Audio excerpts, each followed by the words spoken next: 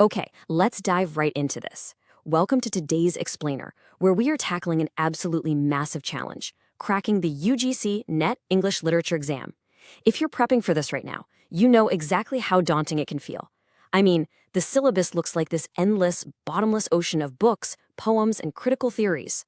But today, we're going to transform all that overwhelm into a strategic, highly actionable blueprint. Because I know exactly what you're thinking. You're wondering, how on earth am I supposed to study every single English author from Beowulf all the way to the modern day? It's literally the #1 anxiety for every single aspirant. And here's the hard truth. If you were trying to study every minor, obscure 18th century poet with the exact same intensity that you study William Shakespeare, well, you're setting yourself up for burnout. Studying everything equally without any discrimination is just a fast track to failure. Instead, we need to look at the data. When we systematically analyze past papers from the last several years, this absolutely game-changing pattern emerges. A massive 70% of literature questions consistently come from a very specific, recurring cluster of authors and theoretical frameworks. Think about that. 70% of your score rests on these high-yield topics, while all those obscure minor details make up just 30%.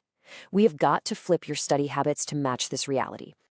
So here is our roadmap for the Explainer today to help you cut through all of that chaos. First, the UGC NET reality check. Second, mapping the 10 units. Third, Tier 1, the core canon. Fourth, key theorists and concepts. Fifth, modernism and postcolonialism. And finally, the winning exam strategy. We've got a structured plan ready to go. Section 1. The UGC NET Reality Check. Working smart. To work smart, we really need to compare these two study approaches side by side. On one hand, you have the traditional, completely overwhelming method, studying everything equally. That's where you spend weeks agonizing over minor literary movements that never actually show up on the test. On the right, you have the smart, data-backed approach, studying by high-yield pillars. This method guarantees a significantly better return on your study time because you're focusing 80% of your energy exactly where the exam focuses its questions. Section 2, mapping the 10 units, structuring the vastness. All right, let's establish the playing field here. To conquer this exam, you have to know the high-frequency topics for each of the 10 units. For Unit 1, drama, you want to focus heavily on Shakespeare and the modern British playwrights. Unit 2, poetry, is totally dominated by the Romantics and Victorians. Unit 3, fiction, heavily tests 18th and 19th century British novels. Unit 4, non-fictional prose, often highlights key essays from Bacon to Orwell. Now, shifting gears a bit, Unit 5, language and pedagogy, tests ELT concepts. Unit 6, English in India, guarantees questions on the Macaulay Minute and Dalit literature. Unit 7 is cultural studies, focusing a lot on the Birmingham School. Units 8 and 9, criticism and theory, are all about mapping classical critics and 20th century theorists. And finally, Unit 10, research methods, zeroes in on things like MLA formatting and research ethics. It's a lot, right? But let's see how this actually builds into a specific author strategy. Section 3, Tier 1, the core canon, the must-know giants. So the crucial point is tracing the chronological flow of these absolute high-yield giants, the ones that show up in almost every single exam cycle. We start way back in the medieval period, the 1300s, with Chaucer. You absolutely must know the Canterbury Tales, the frame narrative structure, and his brilliant social satire. Then leaping into the 1500s with Shakespeare. Oh, and by the way, a really quick mnemonic to easily remember his 4 major tragedies is HMKO: Hamlet, Macbeth, King Lear, Othello. Keep that in your back pocket. Moving on, we have Milton in the 1600s with his epic Paradise Lost. T.S. Eliot completely revolutionizing poetry in the early 1900s, and Virginia Woolf defining modern fiction in the mid-1900s. For these Tier 1 authors, you need to know their major works, their signature styles, and any critical terms associated with them. And this brilliantly illustrates exactly why memorizing high-frequency quotes is such a powerful tool. Take T.S. Eliot's The Waste Land, for example. That famous opening line, "April is the cruelest month," is a massive exam trigger. Knowing this serves as a 30-second memory hook. If you see this quote pop up in a multiple-choice question, boom, you instantly know the author, the poem, and the modernist context without even a second thought. Similarly, if you see the line, "A terrible beauty is born," that should instantly point you straight to W.B. Yeats and his poem Easter 1916. Spotting these exact highly tested lines saves you so many precious minutes on test day. You don't have to sit there overthinking or guessing. You just recognize the trigger, lock in the answer, and secure the mark. Section 4, Key Theorists and Concepts.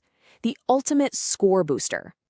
Pivoting over to Units 7 and 8, mastering literary theory provides maximum leverage across the whole exam. So we're going to map this out super clearly. You need to map key theorists directly to their foundational concepts.